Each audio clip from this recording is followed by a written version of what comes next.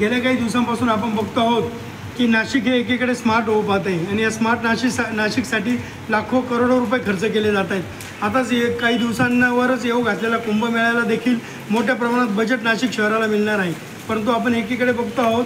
की नाशिकमध्ये अनेक मोठमोठे प्रकारे विकासाची कामं केली जात आहेत, मात्र दुसरीकडे पंचवटीमधील गणेशवाडी अमरधाम आहे हे गेल्या अनेक दिवसांपासून अनेक समस्यांनी ग्रासलेलं आहे। मग तिथे आपण आल्यानंतर बघितलं असेल तर अनेकदा तिथं विहीर आहे, त्या विहिरीमधलं पाणी इथे काढलं जातं, त्या पाण्याचा अनेकदा मोटर फेल होते, अनेक वेळेस तिथला गाळ काढला गेला नाही। त्याच्यानंतर इथे जे बेड आहेत ते बेड अनेकदा तुटलेले दिसत आहेत आणि अनेक वेळेस जर मोठ्या प्रमाणात जर अंत्यविधीची वेळ आली तर अनेकदा लाकडं खालच्या बेडच्या ऐवजी खाली लावले जातात, अशी परिस्थिती येथे झालेली आहे। वारंवार नाशिक महानगरपालिकेच्या आयुक्तांची भेट घेऊन, विभागीय अधिकाऱ्यांची भेट घेऊन आपण बेड दुरुस्ती करण्याबाबत अर्ज दिलेले आहेत, निवेदन दिलेले आहेत, मात्र याच्याकडे का डोळे झाकपाना होतो याच्याबाबत हा प्रश्नचिन्हच आहे। यानंतर आपण जर बघितलं असेल तर जी अस्थि विसर्जनासाठी जी अस्थि वाहून जाणारी जी राख असते ती राख एका चारीतून मागे इकडे बाहेर वाहून दिली जाते आणि तिथे कॉक असतो, तो ती चारी देखील अनेकदा चॉकअप झालेली आहे आणि ही चारी चॉकअप झाल्यामुळे अनेक वेळेस ती रक्षा पहिल्या अंत्यविधी झालेल्या त्या बॉडीची रक्षा तिथंच पडून राहते।